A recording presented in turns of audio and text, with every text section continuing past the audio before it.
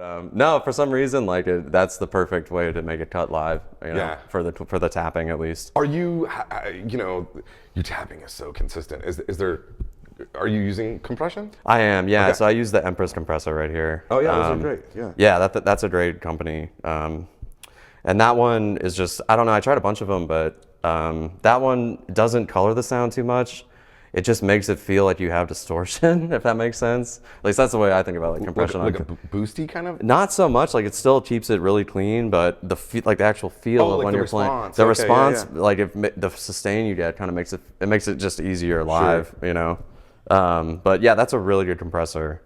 And I guess that combination with just using a couple delays is kind of how it helps make it sound big. Yeah, because your sound is so atmospheric and beautiful and washy. It's Thanks, man. Appreciate it. You know, obviously the Holy Grail, it's a staple, man. That's a great verb. That thing works amazing, and I've had that pedal forever, but I like it that it's just one knob, you know? Yeah, totally. Because sometimes with I have a couple of different reverb pedals at home, but that one just for live, it can't, you know, if you knock it over or whatever, or the knobs get twisted, it's not gonna sound insane, you know? And they're relatively easy to find. Like if it for some reason got stolen or died on you can find it. Yeah. The carbon copy, everyone loves that bad boy. That's a great pedal. That thing's great, yeah, and I have it in the loop. I know like a lot of people run it in front of the amp, but I use that more as like kind of an ambient, it's like almost not noticeable, you know? And I'm not really even using it right now, like on this tour at least, but for like more like if I'm playing like rhythm guitar, like with distortion, I'll leave that on just to kind of... Just to widen the sound almost. To widen it, yeah, and I don't really like playing like super dry ever, you know, I kind of like it to... Who does? Yeah, nobody does. Yeah, it's the worst. Exactly, man, but yeah, that thing works really well for that, kind of like an unnoticeable delay, it just kind of changes the feel of it. Right. You know? But yeah, the main delays I have are just the TC flashback. And I use, honestly, it's just, you can store 3 presets in it, but I'm using one most of the time, and then I have a second preset that's more of like a really washed out delay that I only use in a couple things. So it would be like 3 presets and a tap tempo. That's how they do that? Yep, okay, correct. Gotcha. Because this thing is pretty much like a bunch of different delays built into one. You can do some wild stuff with it. Yeah, you can do some really wacky stuff with it, right? Yeah, you can, and every setting is really cool. All the different delays I have in there are really cool. And you know, listening to your record, one would assume that you are looping quite a bit, but you're not a ton, right? Live, I'm not looping too much. Right. It's a lot more raw live, I'd say, than the record. Like, ideally, like, yeah, it's basically like a 2-guitar record. Like, there's a lot of rhythm guitars and stuff like that. But live, we're just a 3-piece. It's just guitar, bass, and drums. So and bass helps fill the rhythm part out enough for you. Yeah, I'm lucky I have a wonderful bass player. Yeah, so he's got with a huge sound, so that helps a lot. But yeah, it sounds a little bit different live, but I like that. Like I've always liked it, like when bands are a little bit different live versus in the studio, you know, or it's not like just playing the record. Yeah. Gotta check it out a little bit, man. Yeah, absolutely. Moving on, the decimator. Is that like an always on? Yeah, I never turn that off. I don't think I've ever done a gig without that pedal, to be completely honest. It doesn't suck your tone, or you don't feel any? It's amazing. No, so with the G string, that version of it, you run it in front of the amp and through the effects loop. Oh. And before that pedal came out, I used to use 2 of them. I used to do one in front, and then like back in the days, like I'm sure you remember, like the only high gain amps were like the Mesas and 5150s. Scream. Yeah, and I played before these came out. Like when I was a teenager, like I had an old block letter 5150. And they're great. Amazing, but it's unusable without. Yeah. And forget about the clean channel. The clean channel, it does not. Yeah, it doesn't work. But that pedal is a game changer. And you have to adjust, like if you're building a rig out where you're running that pedal in the loop and in front, like you have to adjust, you have to ground lift some of it, like it's ground lifted in there to fix that. Like usually it's not good if you do that with certain pedals, but. I feel like I never really got okay with noise suppression until the ISP stuff. Because you know, at first, you know, when I was a kid and playing the block letter or whatever, the Boss NS2 was like, or the noise suppressor wasn't. It was good, but it wasn't fast enough. It sucked your tone, and the latency was a little. Weird. It wouldn't clamp it fast enough. But for some reason, like whatever, they just worked it out early on, you know. And that thing, I don't think I've ever played a gig without that pedal, to be totally honest. But yeah, that's the best, man. And the reason it doesn't suck the tone when you go to clean is because it's running through the effects loop. Yeah, that's awesome. Yep. What a good way to do that. Yeah, it's a shit. You have a little tiny baby little wah pedal there. Because it's the only one that fits. But But that's just the Dunlop, just mini wah or whatever. But those are great. It works great, and it's got like 3 sounds in it. I forget which one I'm on right now. Dude, it's like a third of the size of a. I know. It's a little bit, it looks kind of, you know. Did it take you time to learn the throw of it? Because it's got to be different than a. I don't use it that much. I only use it on like one song, but no, it's all right. I mean, I think just the convenience of it is really nice. But to be honest, man, I've seen more and more people use those as of late. Like, because of size and like. We just did a rundown with Kingfish. And he's amazing, he's unbelievable. I saw him using that thing. He has a little tiny one, and he also has like a size 14 shoe. So it's like his foot just engulfs it. You know? That's hilarious, man. He was saying like, I'm so used to it now that like. You don't. Yeah, it's probably weird going back to a normal wah after. Weird. But no, he's one of my favorite new players, man. That's cool. You got to interview him. He's touched by the hand of God. Yeah. Like you should watch his rundown with Bollinger. It's not only like mind blowing, but the dude is just got the most amazing personality. I love him. I really love him, man. Yeah, I really want to see him live. But yeah, that's cool. I've seen him play that. Yeah. Play that too. And then Phase 90, love it. It's that's a pedal I've had since I was a kid too. Sure. But yeah, I use. Any Eddie fan has got to have this on the board, right? I'm a huge Eddie fan. Yeah. So yeah, you got to have that. You can't go on stage without that. But I use that more just like as an effect. Sure. Yeah. But sometimes I'll turn it on for a solo or something if it's just to change it up. But yeah, are you using it for clean parts or both? For distortion. Yeah. Like I just have a sound where it's like it's really washed out. Yeah. You know. But, you have it set pretty wide too. So pretty wide, yeah. For a while, I was just turning it all the way up to just like get a really weird sound, just to make an effect. Yeah, but that was. Yeah, exactly. Yeah. But yeah, it's all good, man. No, that's a staple. It's honestly like it's a pretty big board, but it's a relatively simple setup. Yeah, especially running through this controller, like that's gotta. The Musicom Lab is a game changer, like especially since I've been doing the instrumental stuff. Like, when you're doing the tapping and then going and switching channels, like when I was having to do the pedal dance, right, at the same time, like it was kind of giving me a lot of problems. Yeah, it was a nightmare. But this is probably my favorite switcher, man. Like I know there's a lot of them out there now, but this one is really easy to program, which I like. And it's just really consistent. So, yeah, I can take you through the sounds. I would actually love to hear some sounds. Are you setting this up like in your mind? Is it like I have these 5 sounds for my set and 1, 2, 3, 4, 5? That's it. Yeah, I don't do the song thing. I love when guys do that. Yeah, because the bank up per song, like God, it gets so confusing. It's amazing. I mean, that's convenient because you get you can program the BPMs of the songs and all that. But we do some stuff where it's not on a click, you know, so it's like it would be off anyway. Right. But yeah, I just go, basically, this amp is a 3-channel amp. So the first channel's clean with my instrumental stuff. I almost never have the delay off. The delay's on everything. Yeah. But it's like clean, middle channel for like playing melodies with distortion.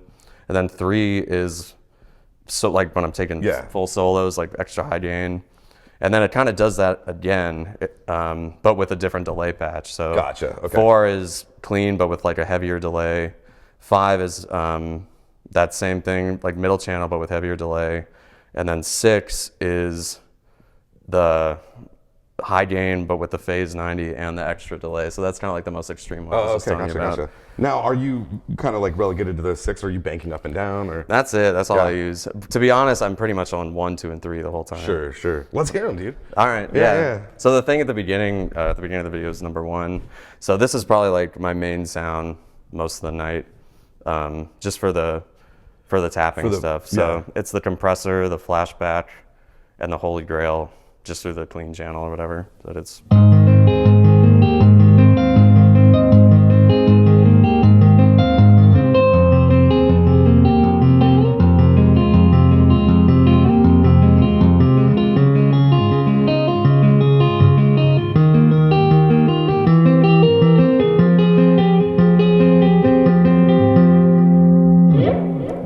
Pretty. It works. Yeah, totally. It sounds good. And this is actually like kind of a lot quieter than I usually play live. Sure. Yeah.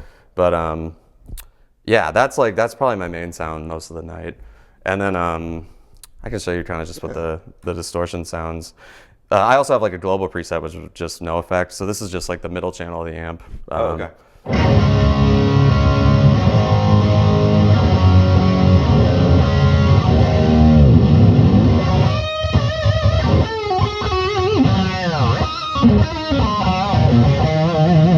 So it's like, I love that is the middle channel. That's the middle not even channel. the third channel. Dude, I know. It sounds so good. Gnarly, man. Oh, I know, and it's like whenever we're sound checking or whatever the sound, as soon as you hit that or go to that channel, the sound, I was like, wow, that's cool. But it's so wide. It sounds huge, yeah, and like playing with saturated distortion. I love it. I love that, man. Yeah. It makes it easy to play. You know? Totally, yeah. It's saturated, but it's like really clear. But so much definition. Yeah. So that's like, I'd say I'm usually on that channel, like if I'm doing leads, but I'll turn this on, and that's just the middle channel with the flashback. So it's really, it's almost like, it's just one pedal. So it's basically just a taste of delay, yeah. Yeah, so if you want to hear it, this is where it's set. So it's like really simple. There's not, but.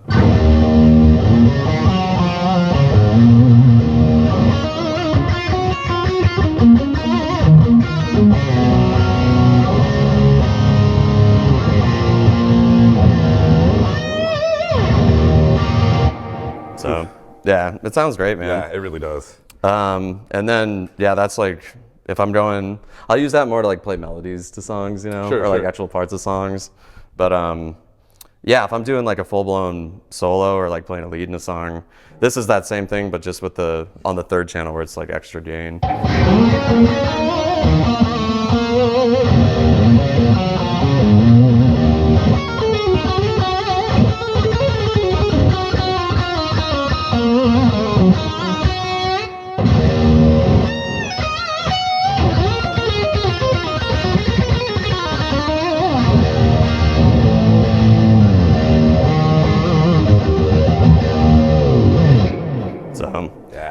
It's great, man. That's what's up. Usually to get that amount of gain, you'd probably have to boost it or something. Right. You know, or do a tube screamer in front do of a tube screamer. But yeah, I love, those are probably my main three sounds. And you're right about that decimator, dude. Dead quiet. Love and it. Yeah, and you can hit, it's like there's no noise even when you're just right. It's funny that even the delay doesn't trip it up. You know what I mean? No, yeah, and if anybody at home's wondering about that, like, if you're putting a noise gate in the loop, you put the delay after, so you can, so it doesn't gate it out, you know. Yeah, exactly. Suck that out. Yeah, so just a good tip. So, but yeah, those are like my three main sounds, and then this, I don't even think I'm using this patch right now on tour, but this is more of just like a soaked up delay, so you'll notice it's a lot. Oh, like and it's got dimensional a delay, yeah. Dimensional, yeah, and it's got some chorus in it, but I don't even know what would sound good with this right now, but.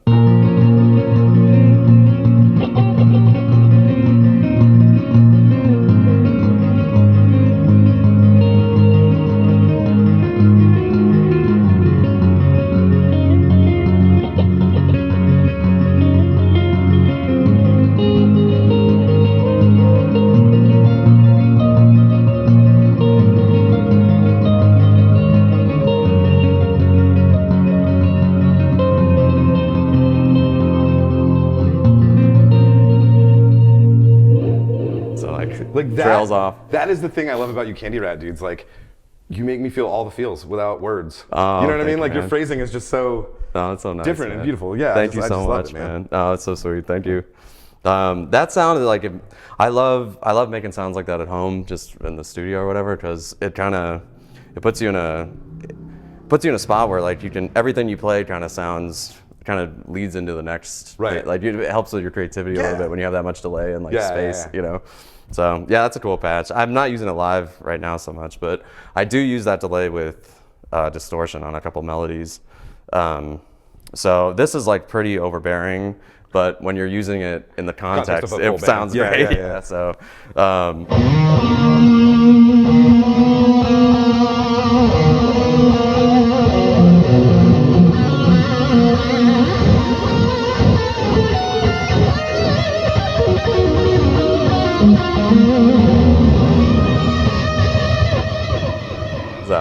It just trails on forever. It's a lot in the room by itself, but man, yeah, in a whole band context, of course. It's kind of, and like that patch on the flashback kind of adds a little bit of, it's like just slightly louder than the other one, so it kind of adds a little bit of boost too. And then this is just, I use this sound more, I have another band called Rhoads, and I use this on a couple songs, but I'm using it in my instrumental set right now too. But this is just that second delay, but then with the phase 90.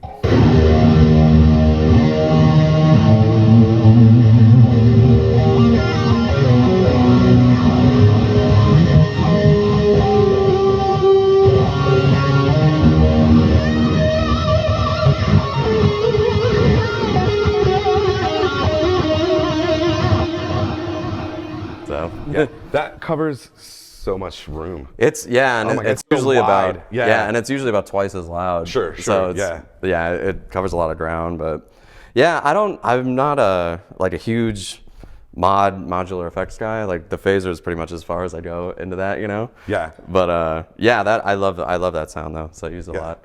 It's almost like you don't need more modulation. Because you're kind of doing it. You know what I mean? Like, I know it's built into your playing. Oh, thank you, man. No, and that delay, that second delay has a little bit of mod in it too. Yeah. So like a little bit of chorusing. Yeah. But those are the only sounds I use live right now, man.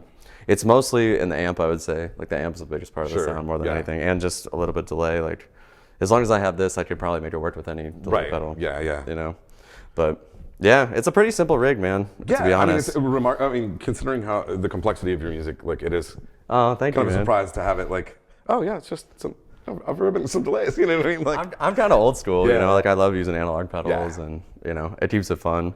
For sure. That's pretty much it, man. The only thing like you can see like it's all marked. Like I keep the setting. Now it's a little bit off. Like I'll change some of the pedal settings. Yeah, live usually. Yeah.